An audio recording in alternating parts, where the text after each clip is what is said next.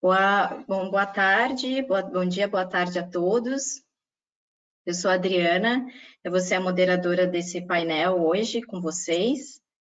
A gente queria dar as boas-vindas para todo mundo nesse segundo webinar da nossa série de 4 sobre tratamentos de resíduos orgânicos. Então, a gente sabe a quantidade de webinars que estão acontecendo, lives, então a gente fica ainda mais feliz pelo interesse que tivemos no assunto e pela presença de todo mundo aqui. Então, como eu falei, esse é o segundo webinar da série. A gente, no começo da semana, falou sobre estudos de caso da África e da Ásia, e teremos mais 2, além do de hoje, para falar sobre mais estudos de caso da América Latina e também um em francês, para que todo mundo consiga ter acesso a esse conteúdo. Então, queria dar 3 recados rápidos aqui. O primeiro é que no final a gente vai ter uma sessão de perguntas e respostas com todo mundo. Então, queria pedir para vocês a participação, colocar suas dúvidas na caixa de perguntas que fica ao lado direito do painel de controle. E para outras demandas, assuntos gerais, falar um oi, se apresentar, vocês podem usar o chat, tá? E, por favor, quando mandarem as perguntas, direcionem para quem que é, para a gente conseguir otimizar melhor na sessão, tá bom? E o terceiro recado é que a gente vai disponibilizar os materiais, tanto a gravação quanto as apresentações, dentro de 1 ou 2 dias, no mesmo site que vocês fizeram a inscrição, mas a gente vai compartilhar isso por e-mail também. Tá? Então, aqui eu gostaria de passar rapidamente pela nossa agenda de hoje. Eu vou fazer uma rápida introdução sobre o projeto Urban Pathways e os nossos parceiros. Depois a gente vai passar para a apresentação que vai falar das estratégias de tratamento de resíduos orgânicos, por um instituto de pesquisa suíço, que é o EAVAG, e na sequência a gente vai passar para os estudos de caso, as soluções locais que a gente selecionou, de estratégias tanto centralizadas como soluções descentralizadas. O primeiro a falar vai ser o Fernando Beltrame, da Ecaplan. Ele vai dar uma visão geral sobre gestão de resíduos no Brasil e no estado de São Paulo. Depois ele vai focar na compostagem e vai mostrar para a gente alguns exemplos de projetos e iniciativas promovidas tanto no setor público quanto no setor privado. Depois a gente vai ouvir a Ana Paula Cury. Ela vai falar sobre a governança local de resíduos nas cidades, apresentando o case do bairro Itaí Paulista, na zona leste de São Paulo, e também vai ressaltar, vai trazer um pouco do papel do setor informal na cadeia de resíduos. Na sequência, a gente vai lá para Belo Horizonte, vai ouvir um pouquinho da Adriana Moura, da Prefeitura de Belo Horizonte, que ela vai compartilhar as experiências do projeto Ecoescola, né, com as escolas da rede de Belo Horizonte. E, por fim, a gente vai ter a fala do Marcelo Alves de Souza, falando um pouquinho de soluções integradas locais no bairro de Santa Teresa, também em Belo Horizonte. E aí a gente vai ter as perguntas e respostas, a sessão de perguntas e respostas com todo mundo, por isso a gente pede a participação de vocês. Tá? Então, falando rapidamente do projeto Urban Pathways, essa iniciativa, essa série de webinars, ele foi organizado pelo Instituto Wuppertal e pelo Programa das Nações Unidas para Assentamentos Urbanos, no âmbito do projeto Urban Pathways, que é financiado pelo Ministério do Meio Ambiente alemão. Então, o projeto tem o objetivo de apoiar soluções de baixo carbono em países de desenvolvimento e implementar atividades nas áreas de mobilidade urbana, energia e gestão de resíduos sólidos. O objetivo desse projeto é contribuir para as grandes agendas climáticas, o Acordo de Paris, os ODS, a nova agenda urbana. Então, o nosso objetivo é promover esse intercâmbio entre as cidades participantes, são 4 cidades piloto e 16 cidades réplica, no mundo todo, e gerar esse conteúdo de capacitação que a gente entende ser de extrema importância para a implementação dessas agendas, né? Sobre o Programa das Nações Unidas para os Assentamentos Urbanos, é a agência da ONU para a Urbanização Sustentável. Então, portanto, trabalha com todos os temas relacionados às cidades e com todos os tipos de atores, né? Como governos, iniciativa privada, academia, terceiro setor e tudo mais. e também trabalha na implementação das grandes agendas que eu já comentei, principalmente no ODS 11, que é o ODS de Cidades e Comunidades Sustentáveis, conhecido como ODS Urbano. E a gente queria também convidar vocês a conhecerem a campanha que foi lançada pela ONU, que é a campanha Waste-Wise Cities, a sigla em inglês, a iniciativa em inglês, que promove a troca de práticas entre as cidades também, promove a troca de boas práticas, tecnologias, indicadores, monitoramento de impacto, enfim, então é uma iniciativa bem bacana, a gente convida vocês a entrarem no site e conhecerem. E por fim, falando rapidamente do Instituto Wuppertal, que é onde eu trabalho, que é um instituto de pesquisa alemão, que aborda diversos tópicos de desenvolvimento sustentável a nível local, nacional e internacional. E uma das grandes áreas que o Instituto atua é a área de economia circular, e a gestão de resíduos orgânicos é um dos temas-chave nessa temática. Então, o Instituto entende que a economia circular é uma das estratégias principais para a implementação também das agendas do Acordo de Paris, os Objetivos de Desenvolvimento Sustentável, mas também percebe que essa implementação ainda está muito lenta, né? Então, e que muitas vezes isso devido ao foco somente em tecnologias e que não consideram realidades locais, não consideram contextos sociais diferentes, né? Então, isso acaba sendo um gap bastante grande para a implementação.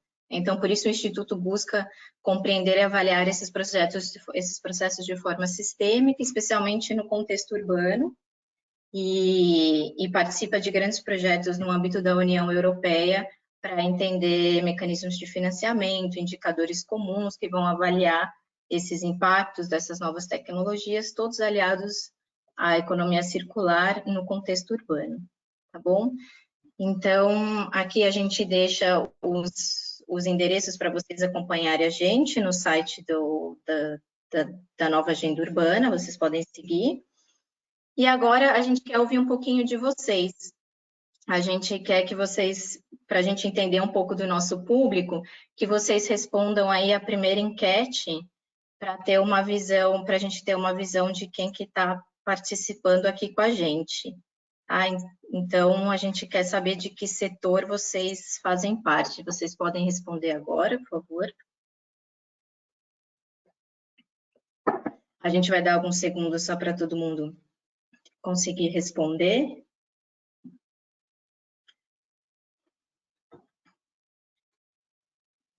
Só mais um pouquinho para a gente conseguir uma participação maior.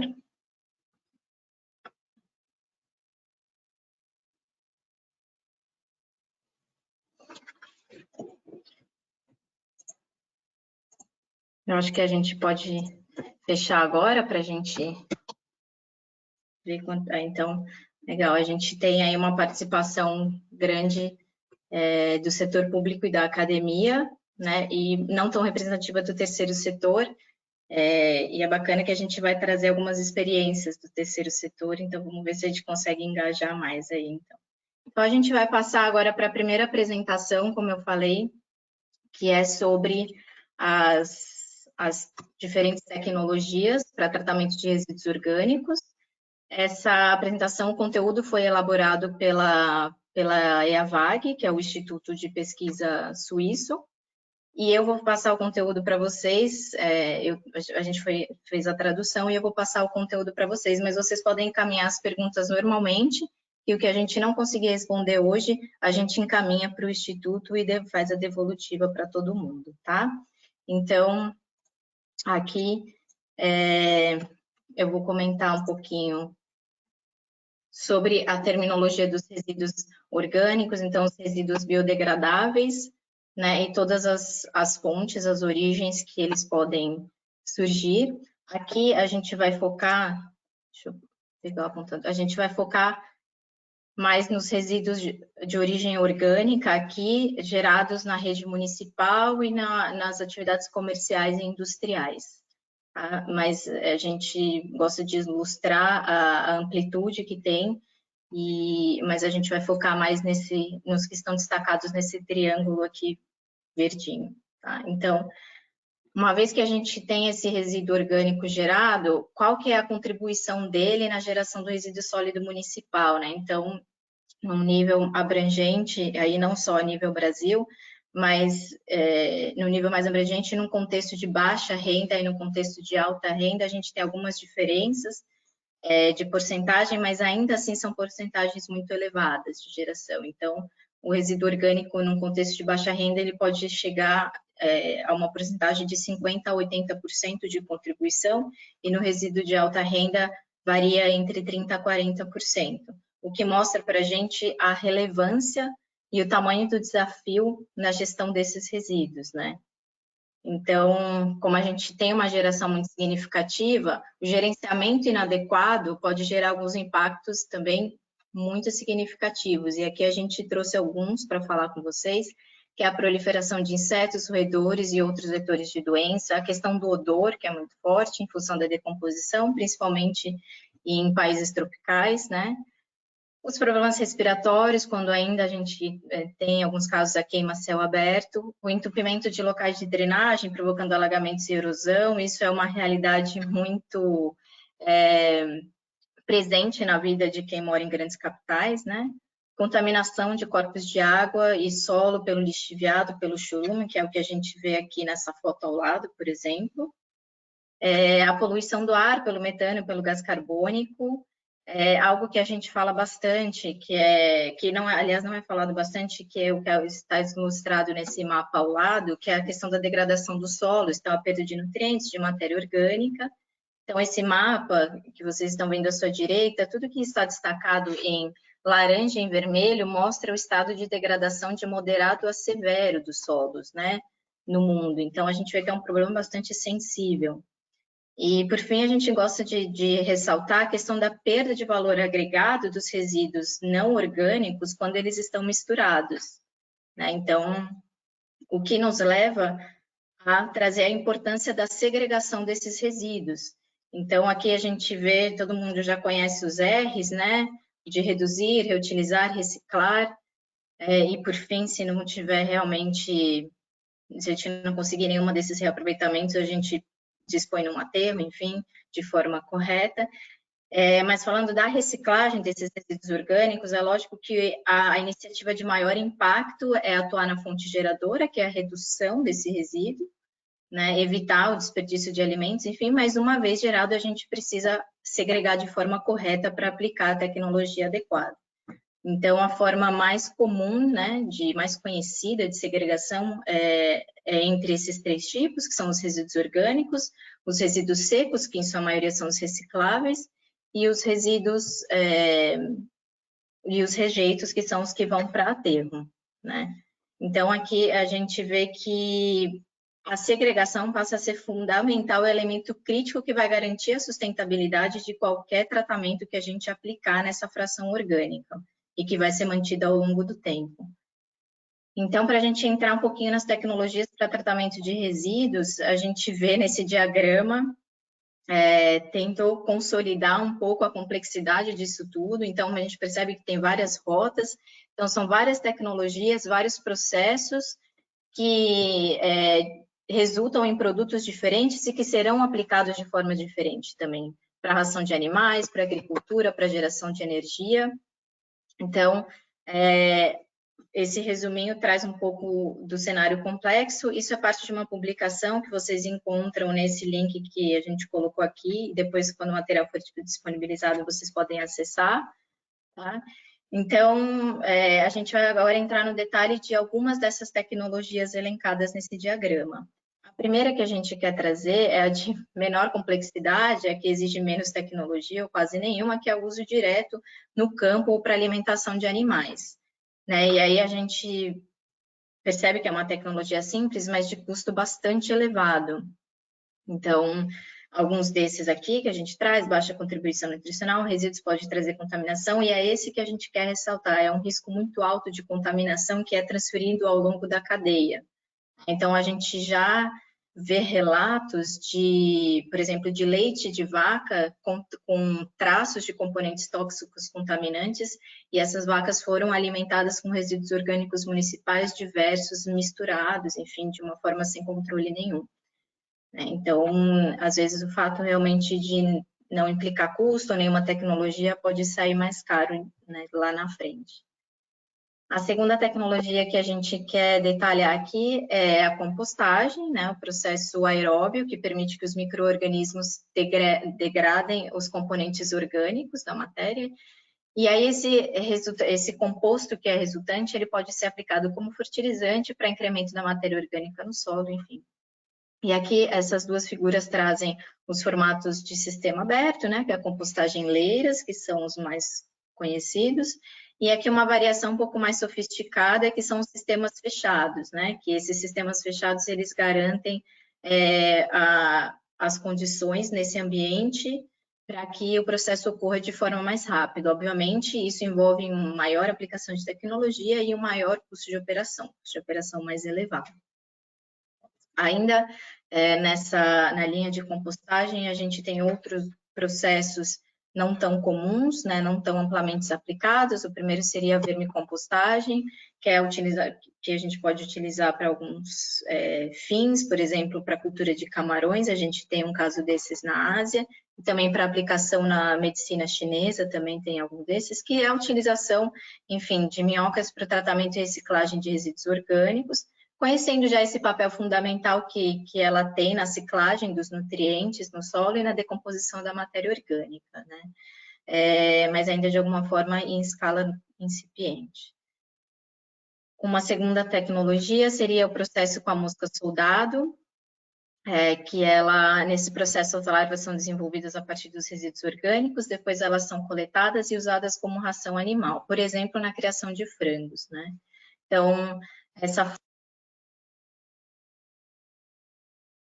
essa foto que vocês estão vendo, é de um sistema piloto na Indonésia. E é um projeto piloto na Indonésia e onde as moscas elas conseguiam degradar até 2 toneladas de resíduos sólidos por dia, de resíduos sólidos orgânicos que vieram do mercado por dia, né? Só fazer um parênteses, gente, quem tiver perguntas, né, ou algum comentário, pode colocar no chat, e as perguntas podem ser direcionadas para a caixa respectivas de perguntas com direcionamento, tá bom?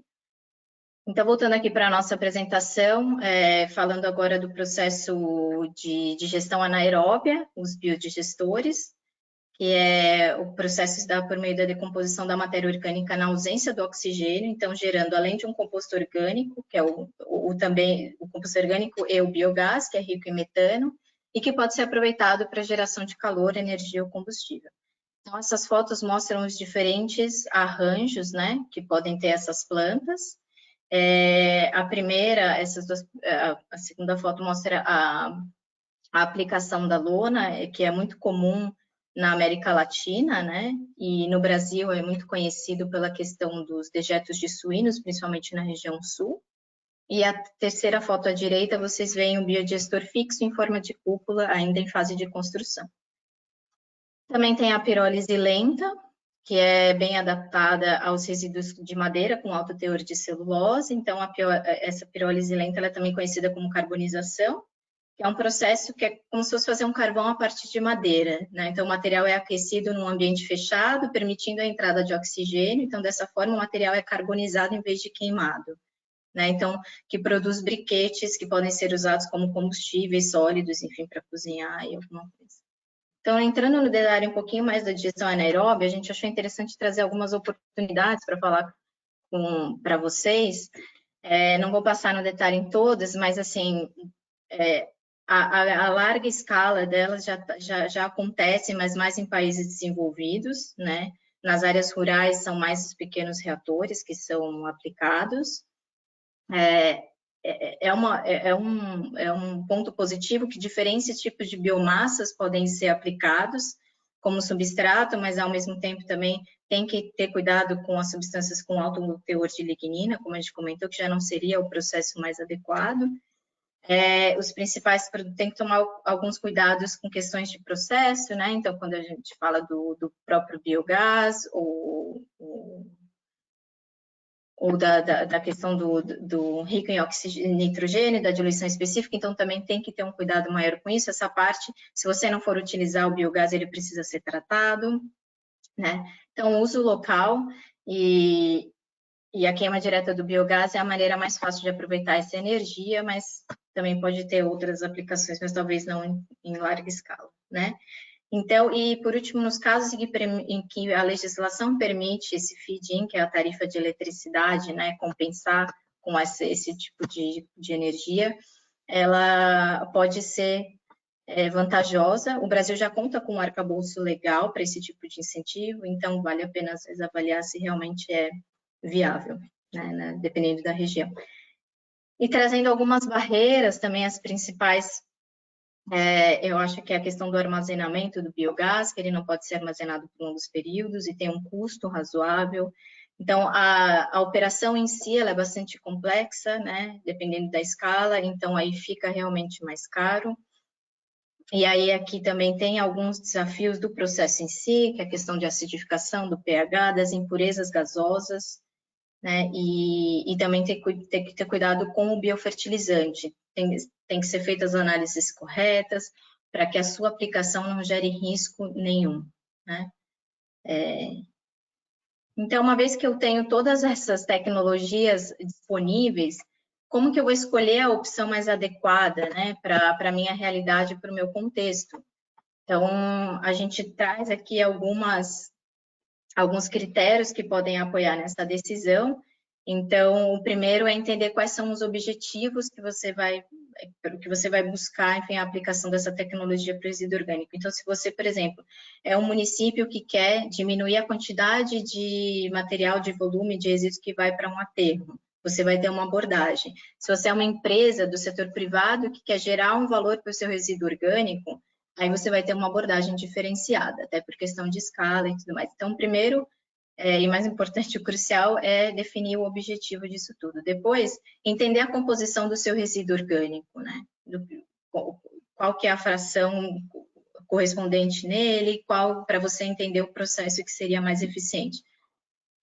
Terceiro, tem legislação aplicável já, projetos de lei ou já legislações em vigor, né?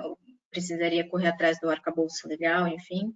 Incentivos, né, de governo, tem subsídios, é um ponto importante. Um ponto crucial é a questão dos mercados para o seu produto final. Então, já tem algum mercado desenvolvido. A gente sabe, por exemplo, que o composto final resultante da compostagem, ele não tem muito valor agregado hoje em dia no mercado. E os maiores consumidores potenciais, por exemplo, estariam em áreas rurais, que são de mais difícil acesso. Então, que tipo de parcerias, né, que tipo de financiadores você pode acessar para que esse mercado seja desenvolvido? E, por fim, a questão do grau de conhecimento dessa tecnologia. É uma tecnologia que já foi aplicada em larga escala ou só em escala piloto? Qual o estágio desse conhecimento? É um conhecimento já compartilhado ou ainda não? Os indicadores são confiáveis, enfim. Então, já caminhando para o fim da nossa apresentação, a gente deixa algumas dicas de leitura, depois vocês conseguem ter acesso a todas pelo link, né, no material disponibilizado. E, para finalizar, eu queria comentar do curso, uma que está disponível na plataforma Coursera, gratuita, que é um curso sobre gerenciamento de recursos sólidos municipais em países em desenvolvimento. O conteúdo foi todo elaborado pela EAVAG, e já tiveram mais de 50 mil inscritos, enfim. Eu já tive a oportunidade de acessar o material, ele é de muita qualidade, então eu recomendo para todo mundo. E ele tem bastante coisa específica realmente para resíduos sólidos municipais, então aí fica a nossa dica. Acessem, vale a pena. Então, com isso eu encerro essa apresentação e a gente vai fazer agora uma segunda enquete. Antes da gente continuar a nossa agenda, queria fazer uma segunda enquete com vocês para entender, depois de ouvir sobre todas essas tecnologias, sobre quais tecnologias ou qual você gostaria de aprender de forma mais aprofundada. Então, vocês podem começar a responder. A ideia é que a gente faça uma série de outros seminários aí, mas de forma mais focada. Então, seria bacana ter a opinião aí de todo mundo que está participando com a gente hoje. Vamos esperar só mais alguns segundos.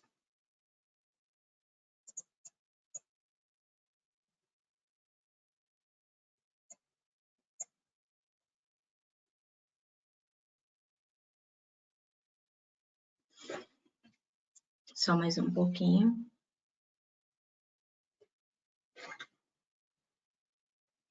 Tá bom, eu acho que a gente já pode fechar para ver. Então, a gente teve aí o pessoal mais interessado em compostagem e de gestão anaeróbia. Já era um pouco esperado, a gestão anaeróbia acho que tem muito a ser explorado. E a compostagem tem bastante também oportunidades de melhoria, né, para a gente discutir. Então, obrigada pela contribuição de vocês. Então, agora a gente vai passar para os estudos de caso. Eu vou chamar agora o Fernando Beltrame para falar. Ele vai falar com os estudos de caso baseado na cidade de São Paulo. O Fernando Beltrame, ele é mestre em compostagem pela Faculdade de Saúde Pública da USP, engenheiro de alimentos pela Unicamp, ele é presidente da Ecaplan Consultoria em Sustentabilidade, ele é voluntário da ONG, da Rede Nossa São Paulo, e é idealizador da campanha Sou Resíduo Zero, que já evitou que mais de 16 mil toneladas de materiais fossem destinados para aterro. Então, Fernando, boa tarde, a palavra é sua, por favor. Boa tarde, Ana, boa tarde a todos. Vocês conseguem ver a minha página? Está certo a minha apresentação? Conseguem? Não, ainda não. Agora sim. Agora sim, tá.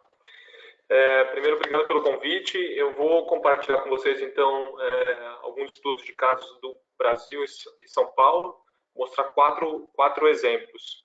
Mas, antes de eu entrar em São Paulo, eu queria mostrar para vocês tudo aquelas imagens iniciais que a Adriana colocou. A gente tem aqui no Brasil e isso é muito presente. Só para vocês terem uma ideia, aqui no Brasil, mais da metade dos municípios ainda destinam de forma irregular os seus resíduos. Não sei se dá para vocês verem o vídeo, mas é uma imagem sem fim, você não consegue ver o fim desse lixão. E é urubu para tudo quanto é lado. E no meio disso você tem as pessoas separando os materiais. Só para vocês terem uma ideia, hoje são mais de... Fernando, desculpa, você coloca a sua apresentação no modo apresentação que a gente não está vendo. Está no modo agora apresentação. Sim. Agora pode passar, acho que agora vai dar certo. Tá. E hoje são mais de 1.200 pessoas que vivem, são mais de 1.200 lixões como esses espalhados no Brasil. Só para vocês terem uma ideia, a gente tem em torno de 600 aterros sanitários. Então, é muito mais essa realidade, essa imagem que eu estou mostrando para vocês, do que os aterros sanitários aqui no Brasil. E todos esses, não sei se dá para ver as imagens, mas todos esses pontos pretos, urubu espalhado. E nesse projeto que eu tive a oportunidade de fazer, foi no norte do Brasil. E quando chega o caminhão de lixo é uma tristeza, porque ele joga, daí você tem o urubu puxando de um lado, o cachorro puxa do outro, a pessoa puxa do outro. Então, é a base da pirâmide, né? Essas pessoas sendo tratadas como animais nesses locais.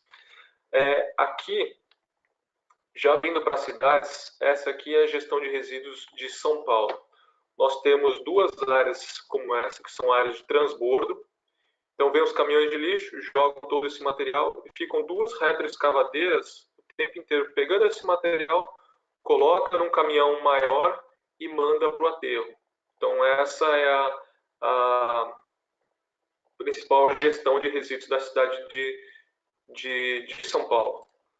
Acho que agora, tirando minha webcam, fica melhor a imagem. Então, ficam os caminhões de lixo, jogam esse material e esse material é colocado em outros caminhões e mandado para os aterros sanitários. Então, aqui você não tem pessoas, mas você tem esse desperdício de material que muito ainda vai para o aterro sanitário e pouco é compostado ou reciclado. Então, vou falar para vocês 4 exemplos, né, de boas práticas ligadas à compostagem aqui em São Paulo. Uma delas é o pátio de compostagem. Hoje, a cidade de São Paulo conta com 5 partes de compostagem. Então, que eu vi que um dos temas que vocês colocaram que gostariam mais de ver é o tema de compostagem.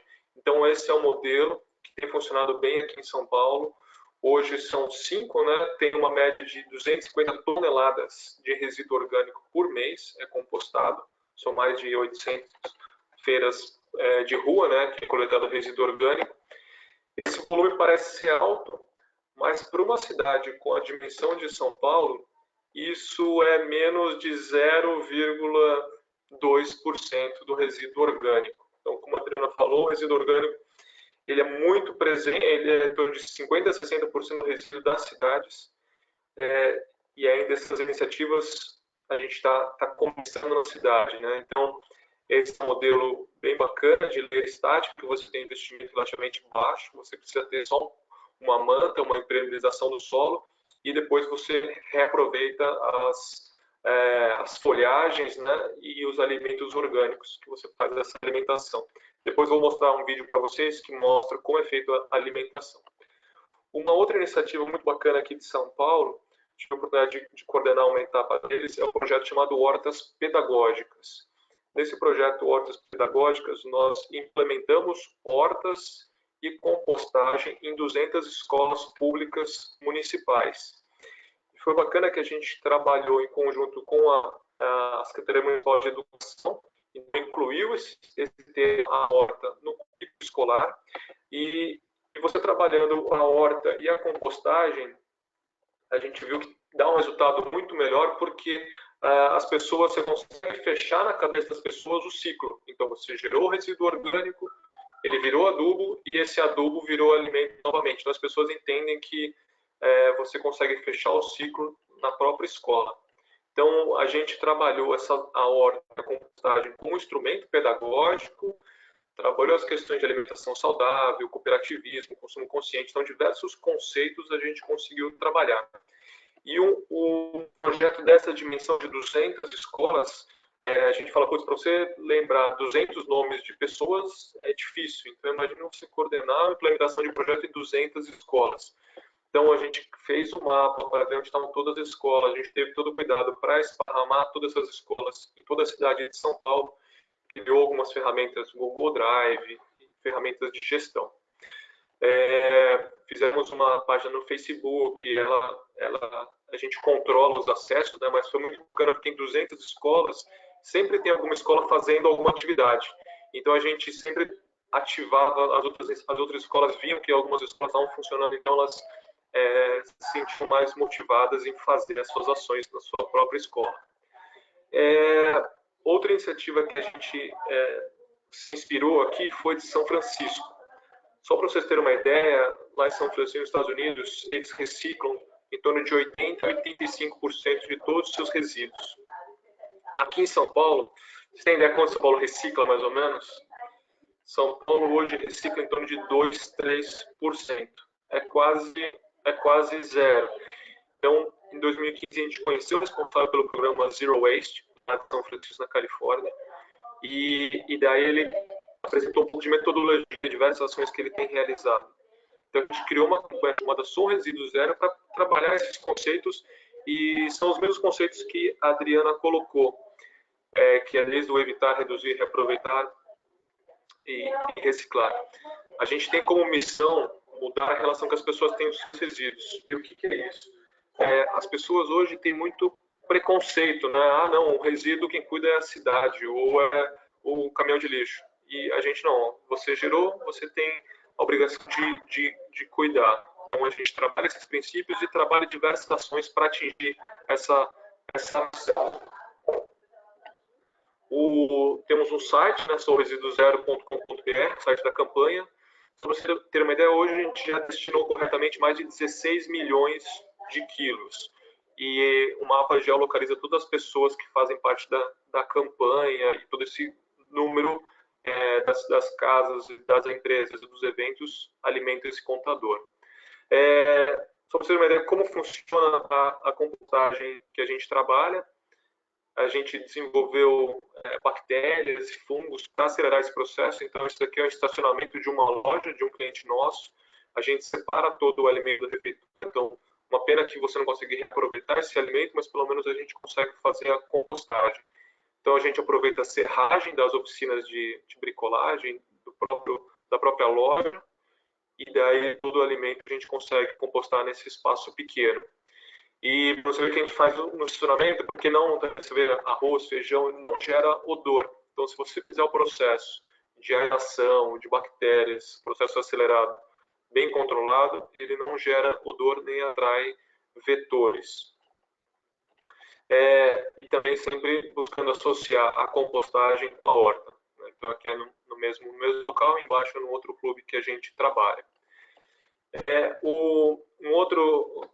O terceiro exemplo, hoje aqui na cidade de São Paulo, em todas as cidades do Brasil, a gente tem áreas como essa, áreas de consumo de drogas, invasões, então tem um problema habitacional e outros problemas, e as pessoas também jogando os materiais em rios. Né? Então você vê um sofá e você não precisa ser nenhum engenheiro para saber que tudo isso daqui vai cair no rio. O que a gente fez? A gente fez uma campanha de crowdfunding, né, financiamento coletivo, arrecadamos recursos para iniciar o projeto, então transformar aquela área em uma área de horta. Hoje, esse projeto, então a gente fez uma parte de compostagem. A compostagem ela serve não só para produzir adubo para a horta, mas também como uma outra fonte de renda para o projeto. Então, as empresas nos pagam, nos contratam para a gente coletar o resíduo orgânico, fazer compostagem aqui no local e também a horta se mantém com a venda dos alimentos. Hoje ela gera emprego para renda para uma, duas pessoas. E aqui também uma vendinha, claro que não são todos esses itens comprados, produzidos lá, mas alguns de lá e outros de outros locais para ajudar a atrair as pessoas. O último exemplo, a gente também tem trabalhado com escolas de uma forma descentralizada de produção de horta e compostagem. Esse daqui a gente começou o projeto numa escola estadual aqui de São Paulo.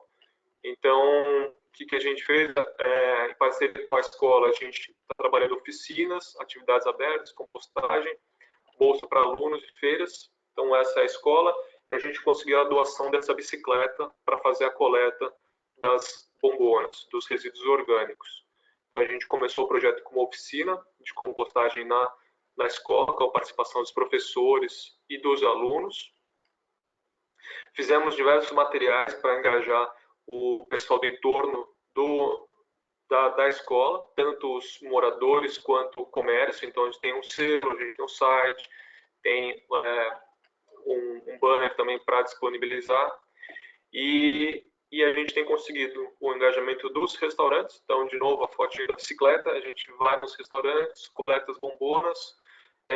A foto embaixo é daquela área de compostagem que eu mostrei para vocês no início, que quando a gente fez a primeira ação com todos os restaurantes, ainda não tinha a área construída na escola, hoje já tem. E felizmente a gente tem conseguido apoio tanto nos eventos, a gente leva às vezes a bicicleta, ou leva a nossa equipe, coleta o resíduo orgânico, mídia, e também os restaurantes e o supermercado têm abraçado, não só a bombona, mas abraçado a ideia também. Não sei se eu falo muito rápido, Adriana, mas queria passar com vocês todos esses exemplos e depois também acho que no final posso tirar mais dúvidas. Tá ótimo, Fernando, tá no tempo. Obrigada pela sua contribuição. Muito interessante os exemplos, inclusive esse último, onde você traz a questão da bicicleta, então aliar a mobilidade urbana, né, não intensiva de carbono é fundamental e é o que a gente procura fazer aqui também nosso trabalho no Instituto. Então, Fernando, a gente vai aguardar as perguntas para a sessão final. Agora a gente quer a participação de novo de vocês que estão aí assistindo. Agora que a gente ouviu um pouquinho da gestão de resíduos na cidade, a gente quer saber a opinião de vocês aí para saber qual é o maior desafio da sua cidade em relação à gestão de resíduos. Né? E aí a gente deixou aberto para múltipla escolha, você pode escolher mais de uma, pode votar em mais de uma. Se a gente vai dar um pouquinho mais de tempo para o pessoal pensar, para a gente entender um pouco um cenário aí do que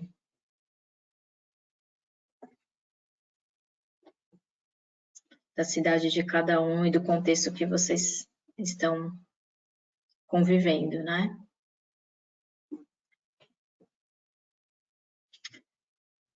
Esperar mais um pouquinho só, mais alguns segundos, para a gente atingir. Quem eventualmente tiver dificuldade de fazer a votação na tela, pode encaminhar na caixa para a gente, que a gente contabiliza depois nos resultados finais do nosso webinar, tá bom? Então, acho que a gente pode fechar agora. E aí, os dois extremos, acho que a questão da segregação na fonte geradora e a conscientização, o que traz, o que mostra para a gente a relevância da educação ambiental, que a gente também vai contemplar aqui na nossa agenda de hoje, né? Obrigada de novo pela contribuição de vocês. Então, agora eu vou passar a palavra para a Ana Paula. A Ana Paula, ela é professora do Programa de Pós-Graduação em Arquitetura e Urbanismo e do mestrado em Engenharia Civil da Universidade de São Judas. Ela coordena o laboratório de Itaim Paulista de Política Urbana e Transformação Social, que é um projeto de extensão da Universidade de São Judas. Ela é autora e colaboradora de diversas publicações relevantes nacionais e internacionais. Então, Ana Paula, por favor, a palavra é sua, você pode começar a falar. Obrigada pelo convite, Adriana. Bom dia a todos. Eu vou colocar aqui a minha apresentação. Opa.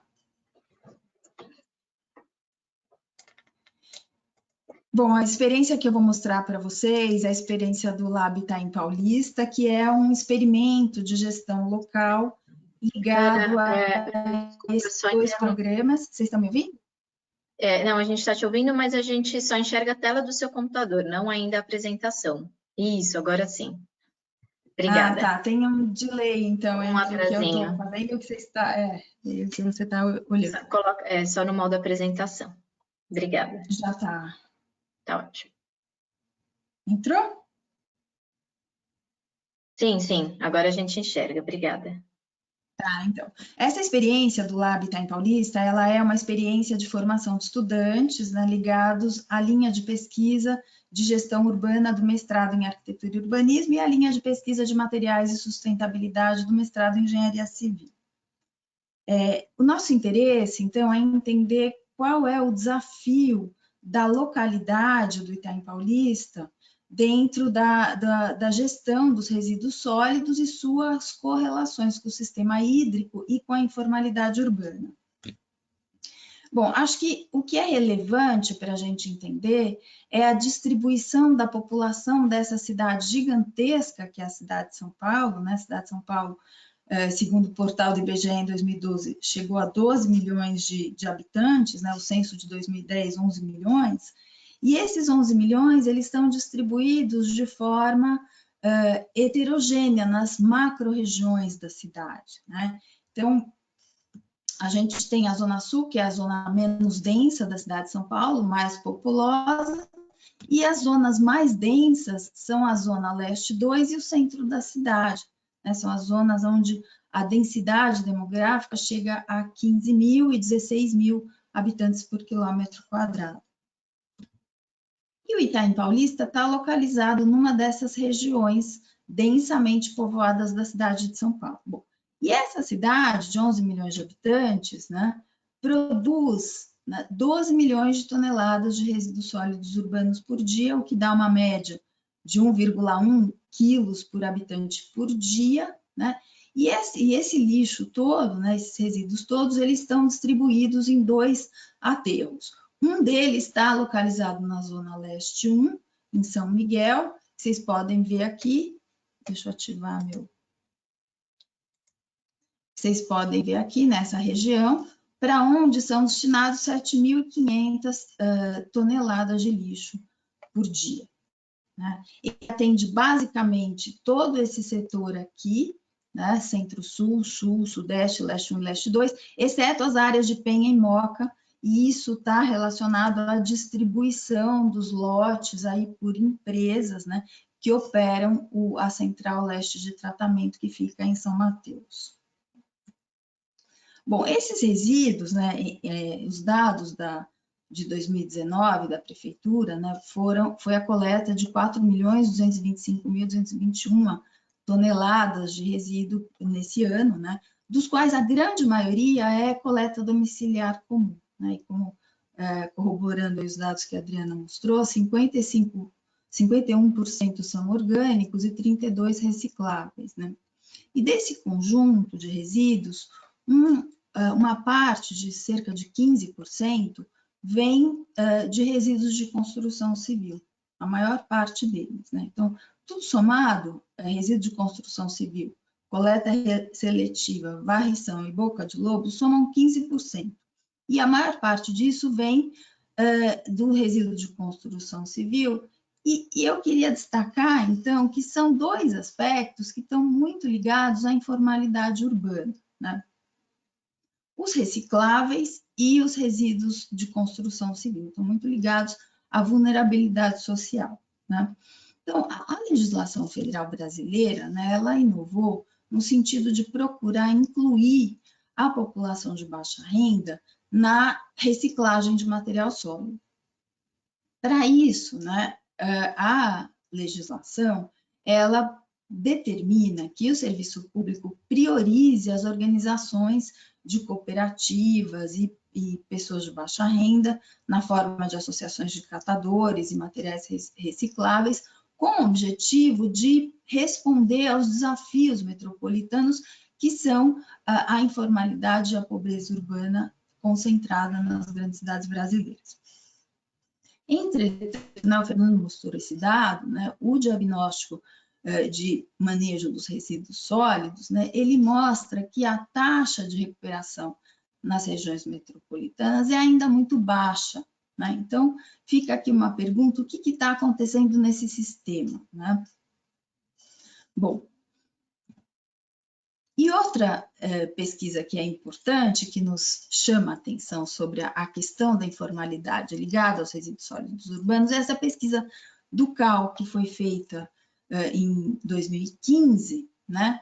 E que observa que 85% das construções do país são feitas sem a participação de um profissional, arquiteto ou engenheiro, ou seja, grande parte disso, né, é feito como em forma de autoconstrução, o que corrobora os dados da prefeitura de que 70% desse material de resíduo de construção civil que é gerado nas grandes cidades vem dos chamados pequenos geradores. Então, essa associação, pequenos geradores, autoconstrução, vulnerabilidade social e resíduos sólidos, é uma questão a ser melhor investigada.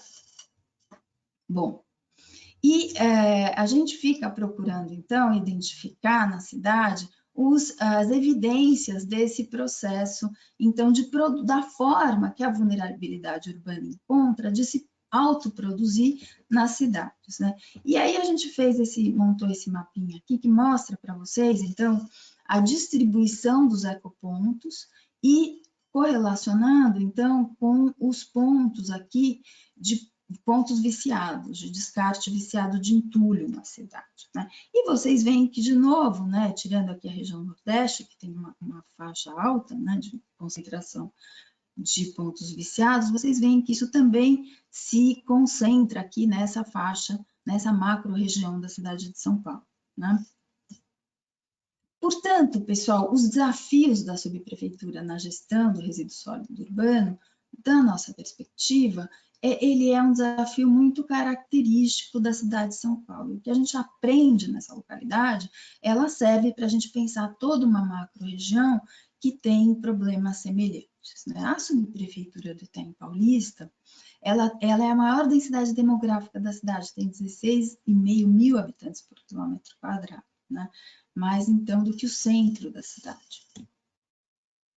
E ela é cortada por 6 afluentes do Tietê. Então, ela compõe 6 subbacias de afluentes do Tietê e tem 4 ecopontos nessa região, o que é um número grande para o tamanho do território, né? Isso, né, nos traz a evidência dessa correlação entre o sistema hídrico, a autoconstrução, a geração de entulho, né, e as enchentes e alagamentos que tem na cidade de São Paulo. E ainda tem o desafio, né, que ao sul do território há um conjunto de nascentes, né? Bom, os subsetores censitários de maior densidade demográfica são aqueles ocupados de maneira informal ao longo dos córregos. E a gente fez um levantamento, então, né, nos córregos do Itaim Paulista, nesses 6 córregos, esse é o córrego do Lajeado, também foi outro levantamento que a gente fez, no sentido de definir um estudo de caso que nos permitisse abordar, então, esses grandes desafios da subprefeitura do Itaim Paulista, que é a correlação entre informalidade, sistema hídrico e resíduos sólidos urbanos, né? E a gente chegou aqui no córrego Água Vermelha, né, onde vocês veem aqui, está passando o córrego, né? Aqui tem essa praça, que é a Praça da Mãe Preta, né? Aqui, então, na área de APP, a gente tem 2 políticas públicas, né? A gente tem a IMF também. Oi? Não, desculpa, só para avisar dos 2 minutinhos. Ótimo. Obrigada. Tá. A gente tem aqui a IMF, Dama entre Rios Verdes, e o Ecoponto. Então, a gente construiu, então, esse estudo de caso, aonde a gente encontrou parceiros muito engajados, que foi o diretor da escola e o subprefeito do Itaim Paulista, que apoiam muito o projeto. Bom, a gente fez o levantamento do funcionamento do Ecoponto, né? O Ecoponto tem um conjunto de normas, é uma política pública com um conjunto de normas, né? O material é coletado dentro do Ecoponto, mas nas margens do córrego o ponto viciado permanece a despeito das coletas constantes que a subprefeitura faz na localidade, né? Então, a gente fez uma atividade dentro da escola, também entre os Rios Verdes, com o objetivo de construir estratégias para o poder público local para implementar uma revitalização desse espaço aí do Ecoponto. Isso foi uma demanda da imprensa jovem, dos estudantes, então já havia uma predisposição local para isso, né? A gente fez, então, uma atividade com ilustrações, que começou com ilustrações, acabou com uma diretriz técnica e de reestruturação urbana que foi entregue para o subprefeito do Itaim Paulista, né, que atualmente está levando adiante esse projeto. E isso virou também um experimento de um trabalho acadêmico na universidade, como esse a gente tem vários outros trabalhos acadêmicos que saem de estudos de caso como esse, né? Esse é o nosso time, a equipe lá, um dos pressupostos do Lab é trabalhar junto à subprefeitura, então a gente tem um escritório dentro da subprefeitura e para isso o apoio do subprefeito foi enorme no sentido de viabilizar o acesso dos estudantes aos problemas locais, ele serve como uma instância de formação também, né?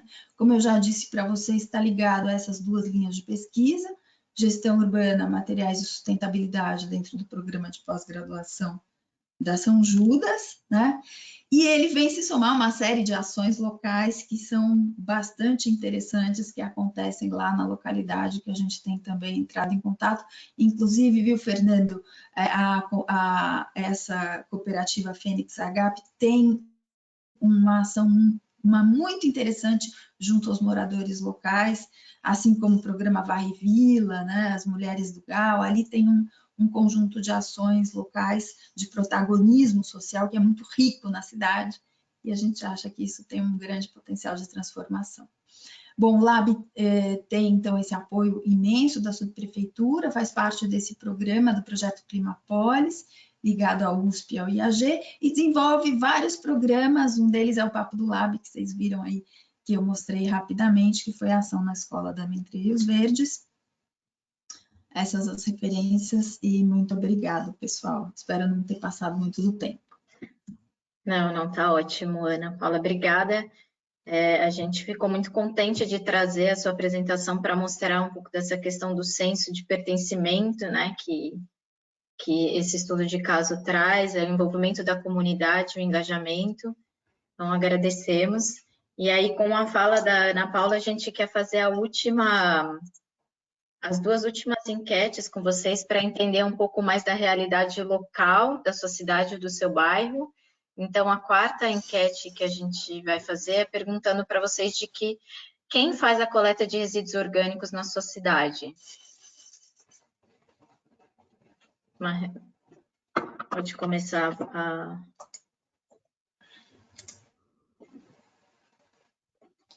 a votar, essa é mais rapidinha.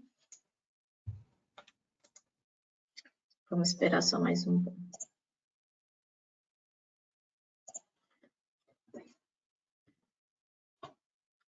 Eu acho que a gente pode fechar já.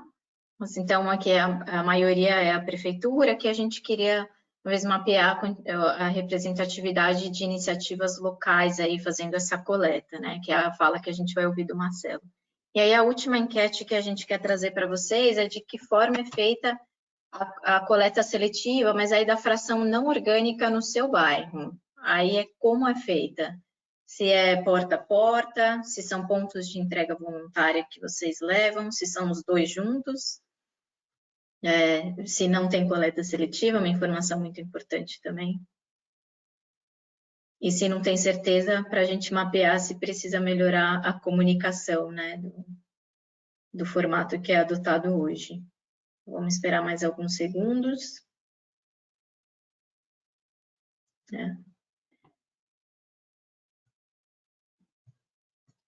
Eu acho que a gente pode fechar já. Então, surpreendentemente, a questão de não ter a coleta seletiva no bairro, né? Confesso que eu achei que ia ser um pouco diferente esse resultado, mas muito interessante a gente entender um pouco isso. E talvez ainda nessa situação que nós estamos hoje, isso tenha até aumentado mais, né? Então, agora muito obrigada pela participação de vocês. Agora a gente vai chamar o Marcelo para falar. O Marcelo, não, desculpa, a Adriana Moura. Ela vai falar do projeto Ecoescola. Ela é formada em Ciências Biológicas pela Federal de Minas Gerais.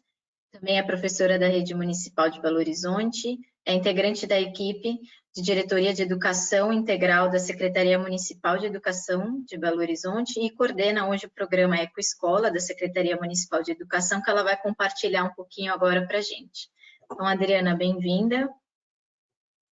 A palavra é sua. A gente não está te ouvindo, Adriana. Agora sim, pode falar. Então tá. Agora sim, então, agradecer o convite pela participação, pela apresentação aqui. Vocês estão vendo a minha tela? Sim. Sim, estamos, pode passar. Ok. Então, eu trabalho na prefeitura, sou professora da prefeitura de Belo Horizonte. Vou falar sobre os tratamentos de resíduos orgânicos nas escolas municipais de Belo Horizonte. Mas antes, quero apresentar o que é feito na cidade. A Belo Horizonte, a capital do estado de Minas Gerais, aqui no Brasil, com uma população superior a 2.500.000 habitantes. E o tratamento de resíduos orgânicos na cidade, essas informações são da SLU, que é a Superintendência de Limpeza Urbana. Temos aqui uma usina de compostagem da Central de Tratamento de Resíduos Sólidos, e o que trata dois tipos de resíduos orgânicos, os resíduos alimentares, que vêm de supermercados, feiras, restaurantes, sacolão, que coleta em torno de 190 toneladas de resíduos orgânicos por mês, e tem a poda proveniente da arborização pública. Isso aí são 36 toneladas por mês. Aqui as fotos da matéria orgânica, né, que é recolhida pelo caminhão da SLU, os resíduos alimentares e a poda proveniente da arborização pública. Então, como que é feito o tratamento desse material? Os resíduos alimentares, eles são espalhados em pátios impermeabilizados com asfalto, nessa usina de compostagem. Ocorre, então, a triagem desse material, é feita a triagem, aquele material que não serve para compostagem é retirado, é feita a mistura com os resíduos da poda triturados e é feita as formações de leiras que ficam no pátio durante 120 dias. Então, essa é a compostagem. E esse composto, então, que é produzido, a adubação é feita para adubação de praças, é utilizado também nas hortas escolares, que eu vou falar mais para frente um pouquinho. Aqui uma escola, por exemplo, que tem horta, que não produz o próprio adubo e que recebe esse composto aí da prefeitura. Em hortas escolares, hortas comunitárias também recebem esse composto. Com relação aos resíduos sólidos da cidade, tem então também o material orgânico domiciliar. Então, o aterro sanitário que recebe esse material orgânico, aliás, todo o material sólido dos resíduos da cidade, recebe por dia 2.200 toneladas de resíduos sólidos. Comparado aí com São Paulo, é muito pouco, né? Mas é uma quantidade bem elevada. 50% desses resíduos são orgânicos que vão para o aterro sanitário. Esse aterro sanitário não fica em Belo Horizonte. A capacidade do aterro de Belo Horizonte esgotou já há alguns anos, então a gente exporta o nosso lixo lá para Sabará, já há alguns anos. E esse material, então, esse material que é o orgânico, ele vai para o aterro sanitário. Então, por isso que aí a gente vê a importância dos trabalhos de educação ambiental, tanto para os estudantes, quanto para as famílias, quanto para a comunidade. E também a SLU faz com escolas, com criação de cartilhas para os estudantes, oferece oficinas para as comunidades, e agora está em construção o CEMAR, o Centro Ambiental para Resíduos Orgânicos. Ele estaria pronto agora, no meio do ano, mas devido à situação que passa todo mundo, as obras foram paralisadas e deve terminar, então, as obras no final do ano. É um espaço que está sendo utilizado, aí está o projeto arquitetônico, a proposta do CEMAR, da construção, e o que era antes aí, o que é ainda a estação de reciclagem, isso é uma foto de 1995. A ideia desse CEMAR é ter 4 pontos, 4 estações. Na primeira estação, chamada de cercadinho, a ideia é receber os visitantes e apresentar a história do lugar, a proposta do que vai ser desenvolvido nesse espaço. A segunda estação, você é o que você come, e reciclando nossos hábitos. A proposta aí é fazer uma reflexão sobre a geração dos resíduos, a redução de desperdício de alimentos, reciclando por meio da compostagem. Então, vai ser um centro de educação ambiental mais voltado para a questão dos resíduos orgânicos.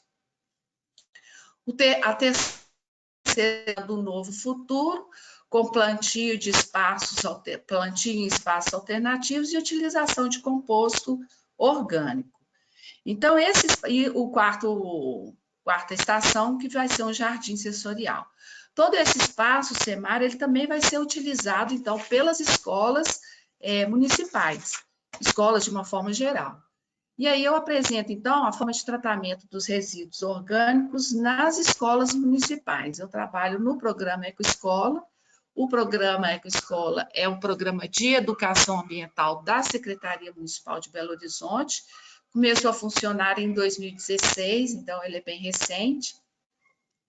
Os nossos objetivos primeiro, incentivar e fortalecer as ações socioambientais nas escolas municipais. Então, são várias ações e vários projetos. Quem tiver interesse em conhecer com mais detalhes, eu vou falar por alto aqui o que a gente faz, só rapidamente, e vou entrar mais em detalhe na questão da compostagem. O endereço do nosso site é esse aí, ecoescolabh.com, para vocês terem mais informações. Alguns dos nossos projetos, o Coleta Seletiva, que é um trabalho em parceria com a SLU, que a gente faz a coleta seletiva nas escolas. O Plantar BH, que é o incentivo ao plantio de árvores na cidade e nas escolas, uma parceria com a Secretaria de Meio Ambiente e com a Fundação de Parques Municipais e Zoobotânica. Nós temos o projeto de selo, o selo Boas Práticas Ambientais, que é uma certificação que a gente entrega para as escolas que reduzem o consumo de água em 30% e realizam ações socioambientais. Uma parceria com a Defesa Civil e com a Secretaria de Meio Ambiente. O projeto Percurso Ambientais, que são visitas escolares aos espaços ambientais de Belo Horizonte, aí nós temos vários parceiros, principalmente a Secretaria Municipal de Meio Ambiente. A jardinagem, que a gente incentiva o plantio de jardins, a confecção de jardins nas escolas, parceria com o Jardim Botânico de Belo Horizonte. E o projeto Horta e Compostagem, que é o que a gente vai falar um pouquinho melhor aqui, que é a implantação de hortas nas escolas, a gente incentiva isso nas escolas, incentiva a compostagem para criar um destino útil aos resíduos orgânicos e evitar o acúmulo no aterro e melhorar a estrutura dos solos. É aquela questão de fazer, que o Fernando falou, de fechar o ciclo, né? Fazer a horta e fazer a compostagem junto. Então, a metodologia que a gente utiliza é uma parceria com a Suzan. A Suzan é a Subsecretaria de Segurança Alimentar e Nutricional de Belo Horizonte. As nossas metodologias são, primeiro, fazer formações para os professores, com oficinas, cursos, e os temas são hortas, compostagem, plantio em espaços alternativos, produção de mudas, plantas medicinais, controle agroecológico de pragas. Para quem que são essas formações? São os educadores, são professores e monitores, e a gente faz também nos finais de semana e chama a comunidade também para participar. Chama as famílias, Adriana, quem quer participar. Sim. Só para avisar dos 2 minutos, tá bom? Tá. Ocorre também pela Suzan fornecimento de muda e adubo, faz visitas também nas escolas para alguma questão que é necessária. O programa Ecoescola, o que faz? Mobiliza as escolas para participar do projeto, disponibiliza material pedagógico que fica no site, desenvolve o acompanhamento pedagógico e organiza as formações. O papel das escolas é definir o educador, que vai fazer esse trabalho nas escolas, e providenciar o material para a horta e para a compostagem e realizar as atividades com os estudantes. Aqui algumas fotos das formações dos cursos para os professores sobre compostagem. Aqui fotos sobre a horta propriamente dita, a criação da horta para as escolas. A primeira foto aqui é sobre a produção de caldas, né, para as hortas, de controle de pragas. Mudas, os professores aí criando a horta propriamente dita. E eles levam esse conhecimento para as escolas realizarem as hortas. A primeira escola aí, Helena de Poff, essa outra escola do lado é a EMEI. EMEI são escolas de educação infantil, alunos de 0 a 5 anos, que já começam aqui, plantio em espaços alternativos, nem todas as escolas têm canteiros, espaço para produzir os canteiros. E aqui fotos sobre a compostagem propriamente. Outra EMEI, que é outra escola de educação infantil, realizando a compostagem. Cada escola realiza no espaço que tem disponibilidade. Aqui, outra escola, Magalhães Dumont, Helena de Poff, Minervina Augusta, Luiz Toniolo, Oswaldo Pierusetti, professor Isabel Santos, Padre Francisco Carvalho, Tabajara Pedroso, e os nossos resultados. Em 2019, 179 escolas realizaram as hortas, foram disponibilizados 338 atendimentos de mudas, 35 orientações técnicas, visitas nas escolas, 70 escolas realizaram a compostagem em 2019, isso num total de 321 escolas que existem na Prefeitura de Belo Horizonte. 176 são escolas do ensino fundamental, que começaram o projeto em 2016, e 145 escolas são do ensino infantil, da educação infantil, que começaram o projeto em 2018. Tem também, já finalizando aqui, o aproveitamento integral dos alimentos. a gente dá formações, essa formação aconteceu em agosto do ano passado, também com a Suzana, nossa parceira, que dá formação, um curso sobre noções básicas de segurança alimentar e aproveitamento integral dos alimentos. Foi feita essa formação no banco de alimentos, e depois os professores levam esses conhecimentos para a escola, fazem as atividades com os alunos com esses objetivos, reduzir os resíduos orgânicos, prolongar a vida do aterro, promover a alimentação saudável e diminuir o desperdício. E outra escola, que a Israel Pinho, produziu também um caderno com receitas utilizando cascas de frutas, legumes, talos, tem fotos desse material. E no site tem aí georreferenciadas escolas com os projetos, 123 escolas enviaram seus projetos para a gente. Quem tiver interesse, está lá no nosso site da Ecoescola, é só clicar na escola que aparece o projeto que ela desenvolve. Eu agradeço, aí minha colega Marisa também faz parte da coordenação do programa, e estamos juntas fazendo trabalho aí. Muito obrigada. Obrigada, Adriana. A gente fez questão de trazer algum estudo de caso com envolvimento de escolas, porque a gente sabe o poder aí que as crianças têm, são acho que os agentes multiplicadores mais eficientes que tem, né? Então, agora a gente vai passar a palavra para o Marcelo Alves. Ele é pesquisador do Núcleo Alternativa de Produção da Escola de Engenharia da Federal de Minas Gerais e do Observatório da Reciclagem Inclusiva e Solidária. Ele atua desde 2012 na área de gestão de resíduos sólidos urbanos, com a inclusão de catadores e suas associações e cooperativas. Ele desenvolve sua pesquisa de doutorado hoje em dia em experiências territoriais de gestão de resíduos sólidos urbanos. Marcelo, pode começar a sua apresentação. Obrigada. Obrigado, Adriana. Obrigado pelo convite a toda a organização desse seminário. Então, hoje eu vou apresentar um exemplo, né, que a gente tem desenvolvido em Belo Horizonte, que é o da Rede Lixo Zero Santa Teresa, né?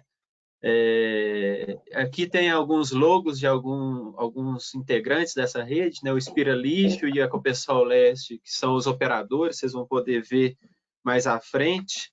E o ORES, que é o Observatório da Reciclagem Inclusiva e Solidária, que também presta assessoria e é um dos idealizadores, né, dessa proposta.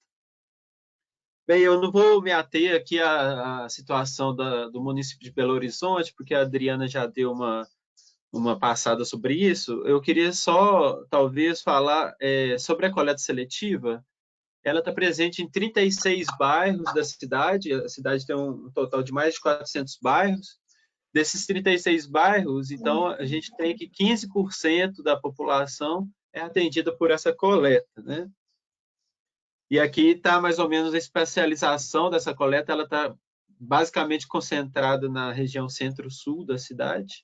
E esses coloridinhos aqui são os galpões das cooperativas e associações de catadores, que são no total de 6 na cidade. Então, a gente está falando de um dos bairros de Belo Horizonte, que é o bairro Santa Teresa, né? É um bairro que tem pouco mais de 6 mil domicílios particulares ou coletivos, de 15 a 17 mil habitantes, e é um local central, apesar de estar localizado na Regional Leste, ele é bem próximo ao centro da cidade, e ele é um bairro que tem algumas particularidades, né? Porque ele tem um forte engajamento dos moradores, os movimentos e associações que estão presentes dentro desse bairro, né? Que se unem, por vezes, para defender alguns interesses coletivos do bairro, né? Então, um bairro, por exemplo, que tem algumas diretrizes especiais urbanísticas. Então, existe todo um movimento em torno das questões do bairro, né? E esse engajamento da população tem sido importante, né, no projeto também. Então, a gente está falando aqui, só antes de entrar no exemplo propriamente dito, de uma transição de modelo na gestão de resíduos dos municípios, né? Aqui, nesse slide, a gente tem alguns atores que estão presentes, né, nos territórios, na maioria das cidades, né? Então, tem os catadores autônomos que atuam, né, catando nas ruas das cidades, tem as cooperativas que geralmente estão nas periferias das cidades. Então, aqui no caso de Santa Teresa, ela não está no bairro, né? Grupo de compostagem também, que tem surgido cada vez mais nas grandes cidades. Só que cada um desses grupos atuam de forma isolada, né? E os recursos que são gerados a partir da gestão de resíduos na cidade, eles acabam não indo para essas pessoas, eles acabam indo para outras pontas, né? Por exemplo, na ponta da cadeia da reciclagem, os atravessadores e a indústria transformadora, e na ponta dos serviços de reciclagem, acaba se concentrando nas empresas de limpeza urbana, que muitas vezes são grandes consórcios, né? Na cidade de São Paulo, por exemplo, são dois grandes consórcios que dividem a cidade inteira. Imagina o tamanho do poder econômico e político que está concentrado, né? Então, isso gera uma concentração das decisões sobre a gestão de resíduos fora dos territórios. O que a gente propõe é, de alguma forma, criar o que a gente chama de ecossistemas cooperativos dentro das cidades, né?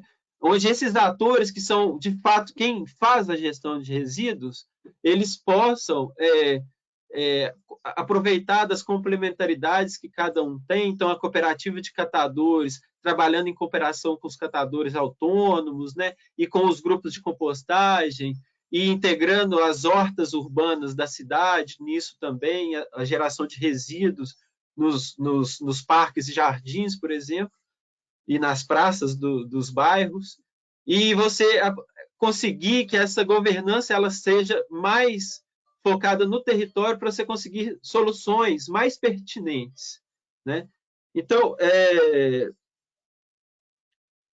aqui eu trouxe, então, agora entrando já no exemplo mais especificamente, uma linha do tempo das ações, né, do projeto da Rede Lixo Zero Santa Teresa.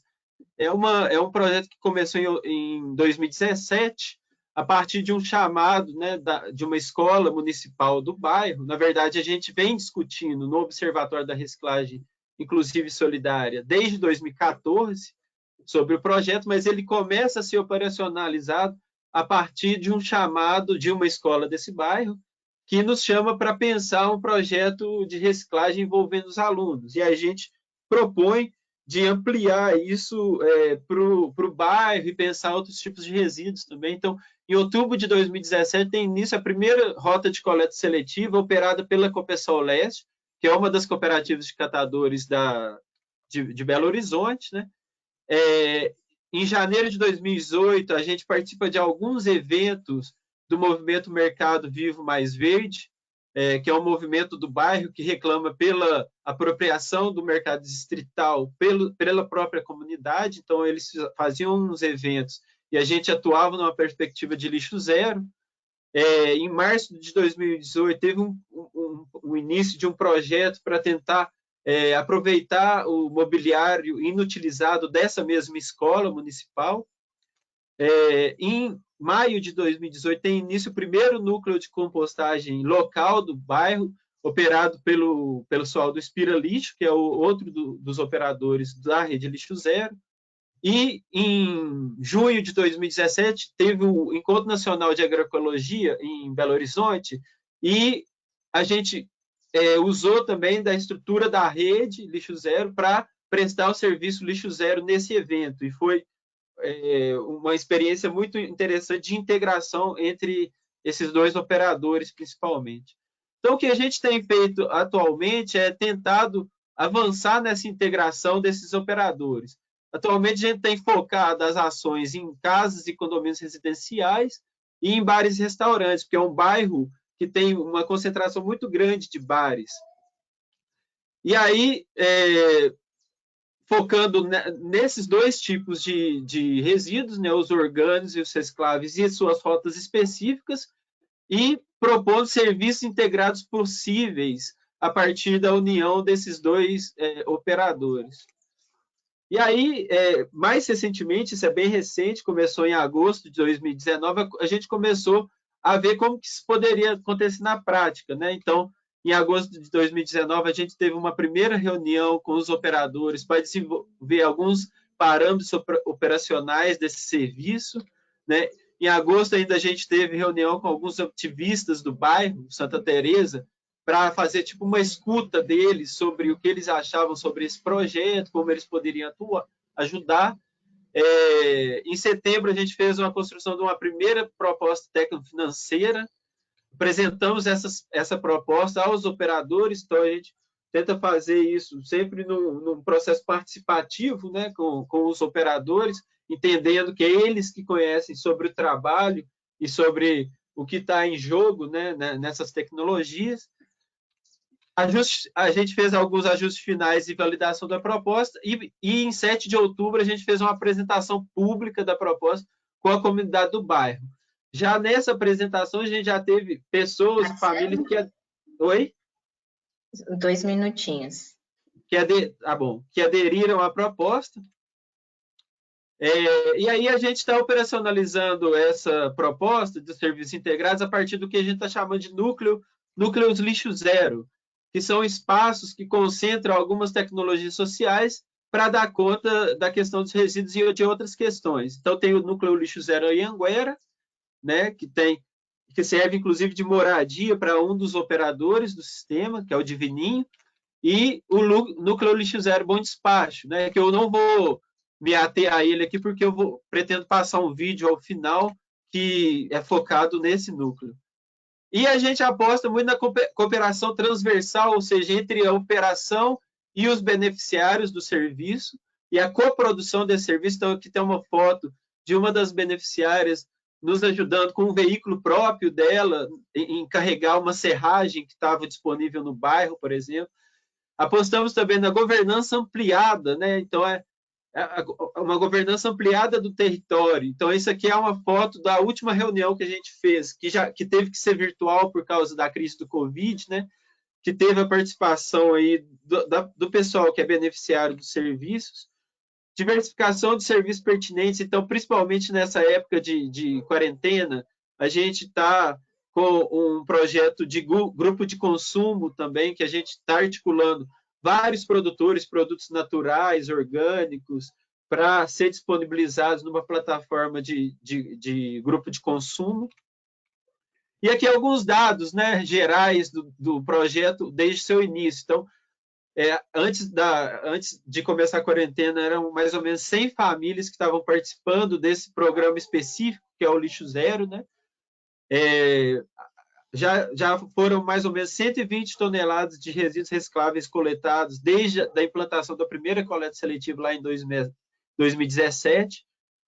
Mais ou menos 1,5 tonelada de orgânicos compostados por mês, desde o início, mais ou menos 20 toneladas.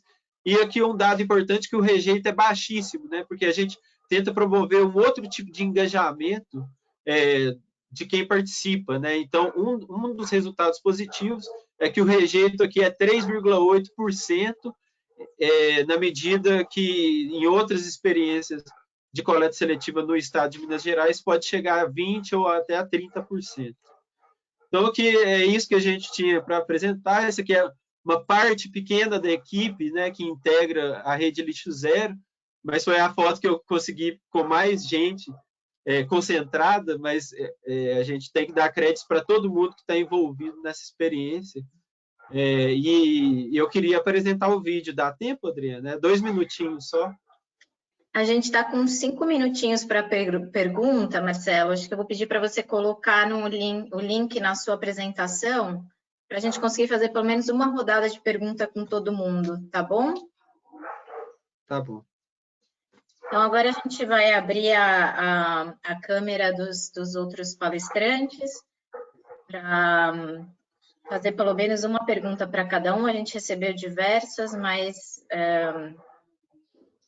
a gente vai selecionar algumas aqui, tá bom?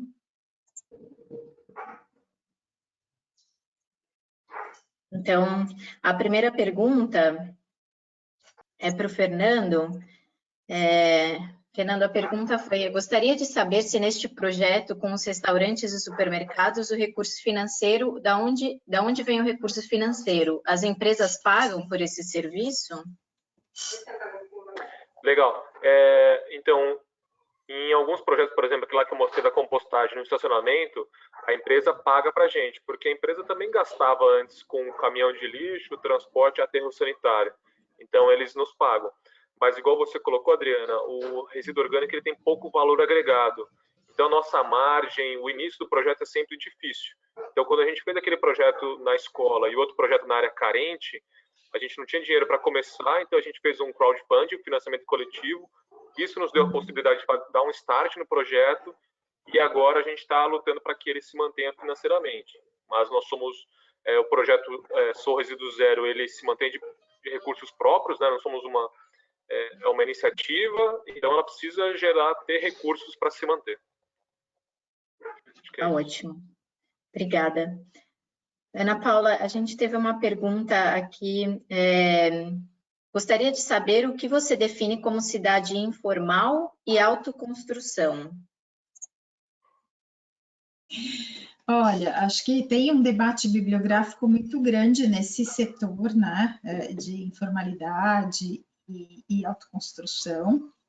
Aqui, a ideia foi chamar a atenção das correlações entre a produção informal da cidade, né, que são as autoconstruções que geram os resíduos de construção civil pelos pequenos geradores, né, os 70% lá que eu mostrei na apresentação, e os problemas hídricos ambientais e os desafios da gestão da subprefeitura do Itaim Paulista. Então, dentro desse recorte, né, eu estou chamando de autoconstrução e de informalidade, estou chamando de autoconstrução e de informalidade esse conjunto de elementos, né, essa relação entre os elementos, né.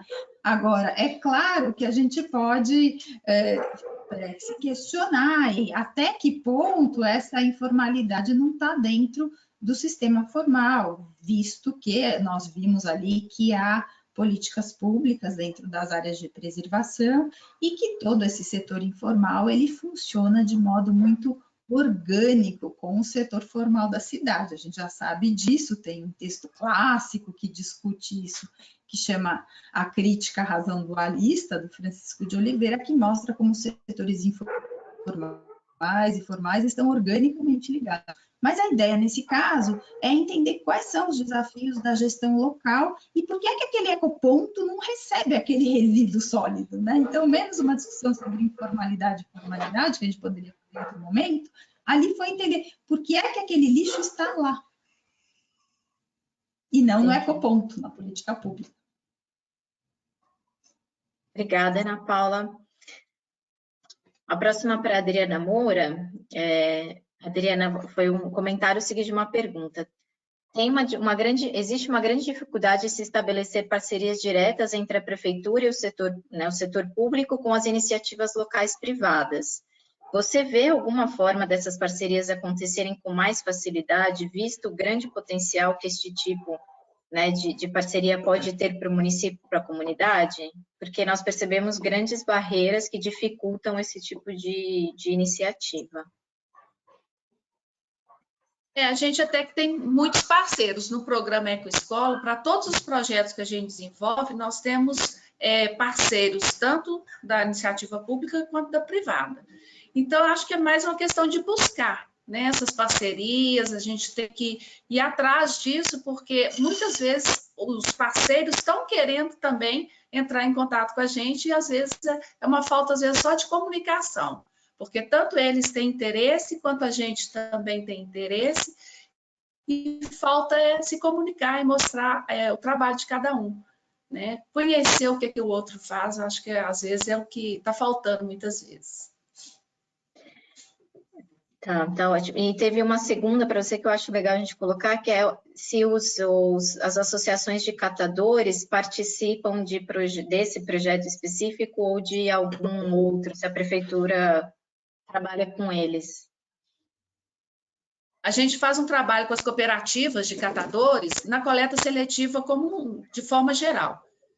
Junto com a SLU, todo o material coletado de coleta seletiva é levado para as cooperativas de catadores da cidade. Então, nós temos essa parceria, esse trabalho conjunto com as cooperativas também e com também empresas da cidade. Tá bom, obrigada. Marcelo, a gente tem as perguntas, suas perguntas chegaram agora. A primeira é como ficam as questões legais para o transporte e compostagem de resíduos privados com a legislação dos órgãos ambientais estaduais? Vocês estão me ouvindo? Sim, pode falar. Tá. Olha, essa experiência nossa, ela é bem pequena, né? Ela não se encaixa em nenhuma das classificações de potencial poluidor para a gente precisar ter um licenciamento, por exemplo, né? Mas o que a gente faz é como se diz, as práticas básicas, né? De, por exemplo, manejo de captação de chorume, né? E observação, né, da proporção de carbono nitrogênio na compostagem. Então, o que é mais corriqueiro e prático em relação à compostagem de resíduos orgânicos, a gente acaba fazendo-se muito mais para uma questão do controle ambiental dessas estações onde a gente faz essa triagem e pensando na vizinhança, né? Porque o nosso, como vocês puderam perceber, o nosso projeto ele depende muito de um engajamento da vizinhança e de uma aceitação do projeto pela vizinhança.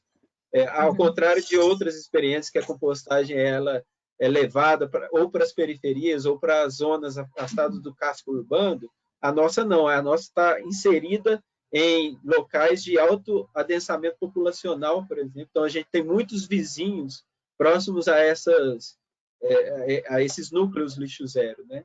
Então, a gente tem que ter esse cuidado muito para além, inclusive, do que manda a legislação, porque o que a gente está interessado é em cuidar do ambiente do bairro, né? Então, não faz sentido que a gente seja um fator poluidor ou de degradação do ambiente desse bairro. Então, a gente vai mais ou menos por esse caminho. Tá, obrigada. A gente recebeu diversas, mas eu queria fazer uma última pergunta para o Fernando. Acho que ele comentou um pouquinho da questão do lixo zero, enfim, e a pergunta que veio é qual o impacto da implementação desses programas lixo zero que envolvem economia circular, enfim, para o setor informal? Para o setor informal, ele diz, seria o quê? Para os moradores, para o entorno? Imagino, talvez, acho que os catadores, enfim, né, as cooperativas. O conceito do resíduo zero, ele é muito importante para o Movimento Nacional dos Catadores, para os catadores, né? A gente, por exemplo, trabalha muito com eventos, shows, feiras, congressos.